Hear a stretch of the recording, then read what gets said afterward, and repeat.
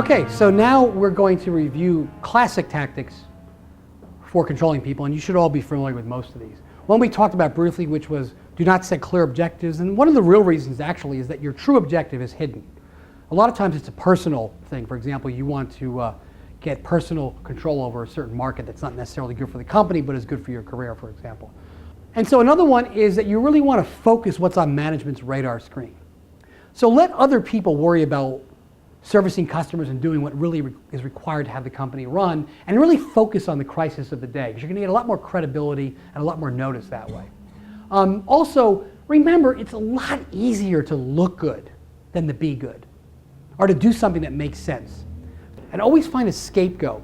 Management is always looking for something sexy that they can flash in front of the board of directors, for example. So a very, very good tactic is to stay on the strategy side, really focus on the dream, sell the dream to management and the excitement, and find some poor rabid mutt to actually implement it. And if something goes wrong, you can blame it on him or her.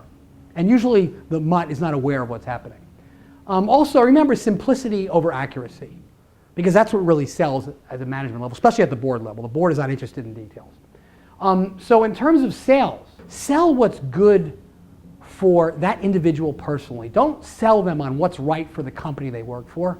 Sell them on how they can get more power, they can get more recognition, they can get commissions. So some classic tactics: bait and switch, make promises, and then try to switch to your real agenda. Good cop, bad cop, string people along, try to get information from people by promising sales. Engineers, again, don't put them in management, but they're really, really great at giving you information because they tend to be very, very honest, even in competing companies. Always give your employees development objectives. If you ever need to fire somebody, humiliate them, or control them, if you have development objectives on record, and human resources loves to collect this kind of information, then you have at any opportunity you can fire them or use tactics, pressure tactics, to get them to do what you want.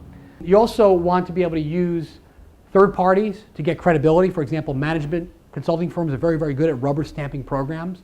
And if there's any problem with that program, you can always blame it on them. It's a very, very effective tactic.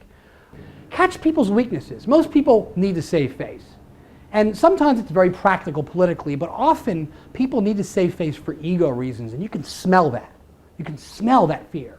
So you can often use that against them because they're disarmed and they're acting irrationally. Find something they love and bond with them. This is a pretty common one. If they like Rolex watches, bring in a Rolex watch. Borrow one if you have to. Buy one and then return it. After that, they're not going to question what you're trying to do. They're going to think you're one of them. And also remember this: people tend to underestimate their own abilities and overestimate other people's abilities. So again, you can control people because they're wondering, am I good enough? Am I good enough? And always remember that. You can use that element of doubt to control them. It's also very effective to create frustrations. This is another very, very common tactic. A lot of lip service, a lot of lip service. For example, we care about our customers. We're really focused on trying to improve this customer service, and then don't do it. So it's very common for, especially you see this in a political environment where our politicians promise they're going to do something and then they don't do it. And what happens is you create a lot of frustration. It's very effective at disarming people because they get to the point where they think, maybe it's me, or maybe they figure the whole system's hopeless. And so they don't bother after a while of constant lip service. They just give up. Another effective tactic that's very, very common is what we call transposition. And let me give you an example of transposition. Let's say that you say to me that let's go get some Indian food for lunch, but I don't want Indian food. I can say to you, wouldn't you rather have Chinese? You see what I'm doing here is I'm elevating myself above you, and I'm making my problem your problem. And so I achieve two things. One is I get the Chinese food that I want, and I make you feel like it's your fault. It's very good at constantly reinforcing that, again, to drive people to the level where you can easily control them. And then one final point in the tactics is reorganization. Why do people reorganize? Well, the reasons for reorganization is, one is you want to grab more power. You want to show progress. Sometimes when you're in a situation where you don't really know what to do, just reorganize.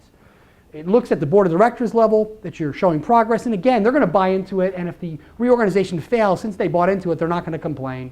Eliminate threats. The idea is you don't want any one person getting too powerful, so when you reorganize, you limit their skill sets in any one area so they're much more dispensable.